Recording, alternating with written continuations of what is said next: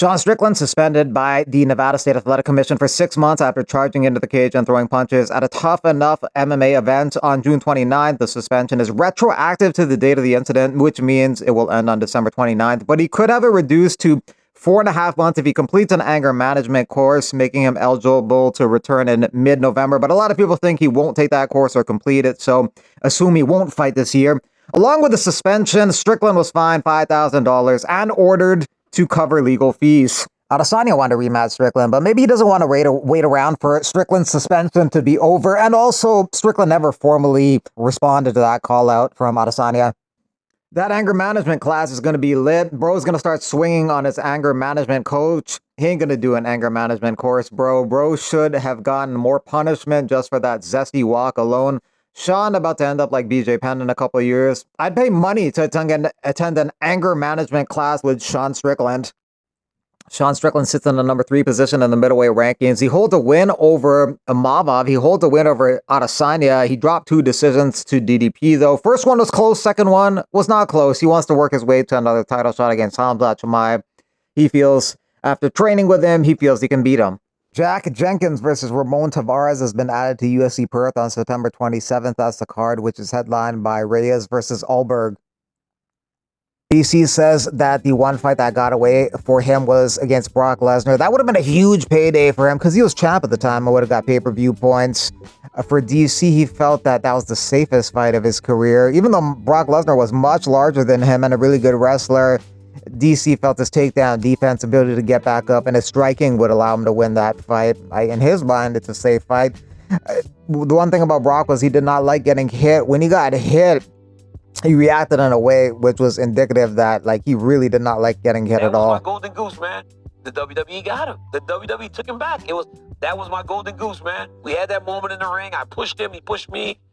WWE paid him back. They were paying Brock like $6-7 million a year, maybe 10. Right. You telling me, Brock, you can go fight DC and lose, or you can come Who say you gonna lose? I'm beating Brock Lesnar, man. I was beating Brock. That was a big dude, man. Don't matter, dog. Shit. I was beating Brock Lesnar. It was one of the safest fights I could have had. I'm telling you, dog. That's the truth. It's just the truth. I like Brock, too. Yeah. He's a great guy, but I watched what Kane did to him. I watched how he would react to getting punched. Right. And I was going to punch him. He would have to take me down. Right. To win the fight. And I can wrestle. Yeah, but he's not a wrestler. I mean, he was a wrestler. Yeah, he was. But if he shoots on me, I'm going to make it so hard for him to get that takedown that by the time he gets it, yeah, he's exhausted. Now I'm up to my feet, then you're done. That's what happened with Kane. Yeah. He took Kane down. Kane got up, started kneeing him in his face. I saw Brock recently. He still has that scar under his eye. Really? When Kane kneed him in the face. Yep. Still got that big scar on his eye. Damn. It's crazy. It's crazy. By Sungar Suskaya picked up 2 wins in 4 days. Now he wants to fight Bo Nickal. Probably ain't gonna happen, but that's the fight Suskaya is asking for. His UFC debut was a tough first round, but he got a good second round finish, but he almost got stopped at the end of the first round. I think he was saved by the bell. Wrestlers, it's very easy fighters for me, wrestlers. I don't feel them. How do you think a fight between you and Bo Nickal would go? How would it end? It's gonna be finished second round. First time, I'll just play with him like my last fight, his little smile and body kicks, head kicks, punch, and he will wear tired.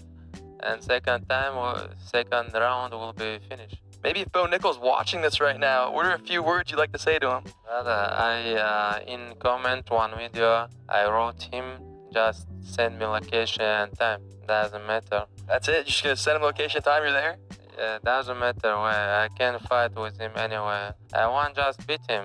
Not like it's just interest, sport interest, It's I can fight with him anywhere, but I have just interesting fight with him like professional. I know I can beat him. Not that long ago was Bo Nickal making his UFC debut, making some pretty big call-outs. Now it's the other way around. Guys coming out the Contender Series, making their UFC, calling him out.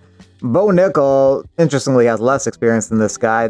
Suskaya is 10-0, Bo Nickal 7-1. Bo Nickal's coming off the first loss of his career in his last fight.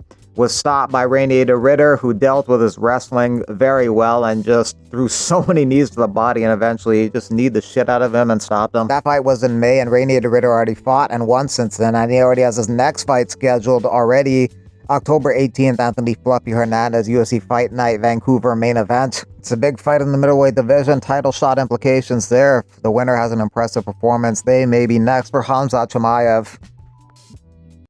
That UFC Fight Night Vancouver card also has Azamat Bakoya versus Yusri. He was originally supposed to fight Torres Finney. Is this the biggest opponent change ever? 5'8" pure wrestler versus 6'5" pure striker. I'm ready for anyone.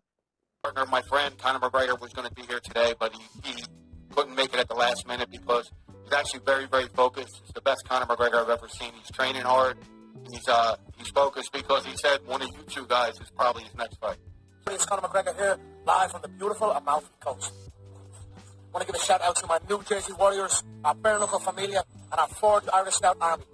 This October 4th, in the Prudential Center, 17,000-seater stadium, we crown our King of Violence World Champion in a bout against Mike Perry versus Jeremy Stevens. Both men angling for a fight against the boss.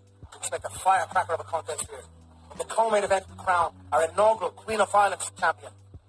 This takes place against Christina Ferreira, our bantamweight world champion, and Jessica Borga, our featherweight world champion, in a champion versus champion contest.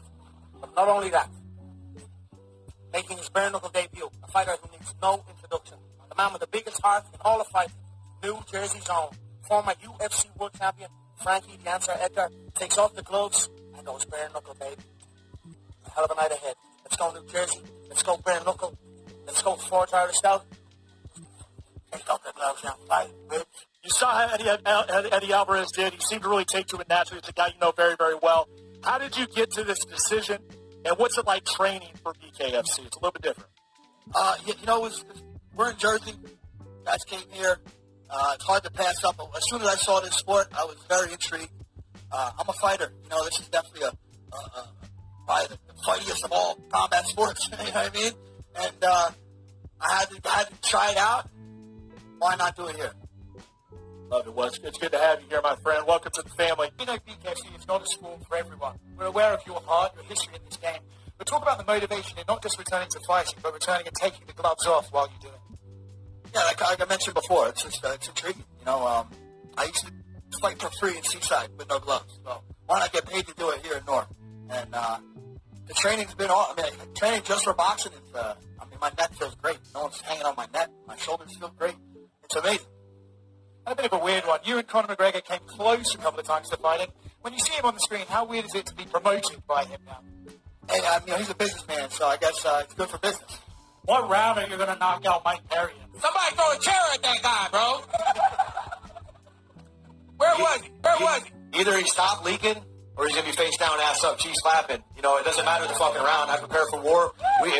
Perry can fucking take it, so if he wants to take it all 5 fucking rounds, I'm going to bust up his face. And it's going to be a lot better than what it looked against old Eddie. So it's his jaw or his soul's going to fucking break first. Eddie's face was already broken when you got him, and because I already broke it a while back, and then I beat him a round sooner than you. So how about that? Last longer than 4 minutes.